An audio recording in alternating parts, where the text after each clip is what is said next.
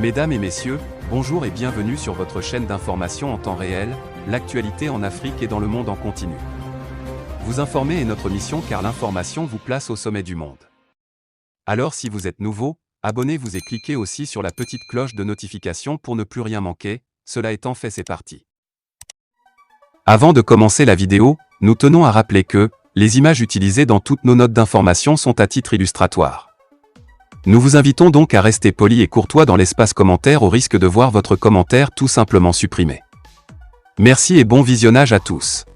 Au Mali, l'État islamique se renforce dans le nord-ouest du Mali.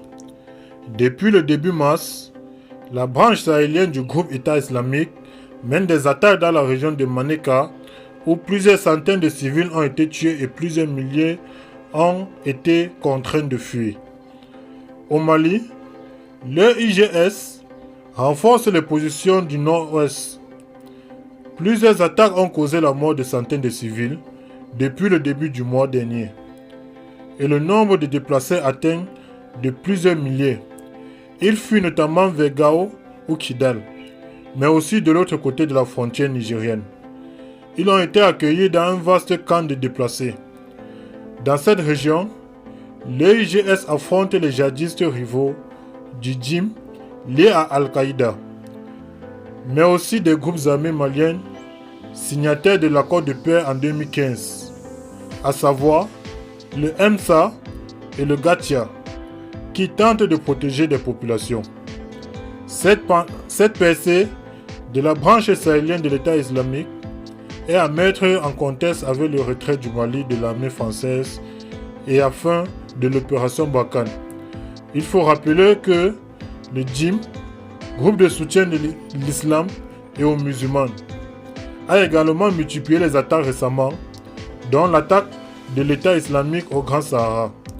Va se passer dans cette perspective, c'est-à-dire que chacun maintenant cherche à renforcer ses positions.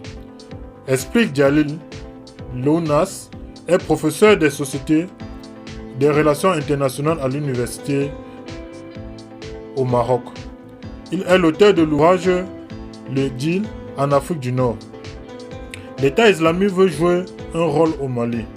Ces derniers jours, l'IGS a mené de nouvelles offensives dans les localités d'Emizemi et de Dinika, par exemple. Là encore, les sources locales rapportent une dizaine de civils tués.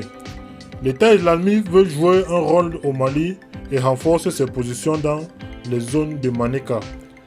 Détaille le spécialiste qui rappelle que le groupe détient une arrière-base au Niger. Le groupe djihadiste peut-il s'implanter durablement à Manéka après la mort de Walid al-Sahraoui et les multiples opérations de Barkhane contre l'État islamique, qui avait mené à la mort de plusieurs dizaines de ses combattants, notamment le chef des armées françaises, a annoncé que l'État islamique était considérablement affaibli. En réalité, le IGS s'est renforcé et ils envoient un message à tout le monde. Non seulement on est là, mais on est fort. Estime de côté de M. Lounas.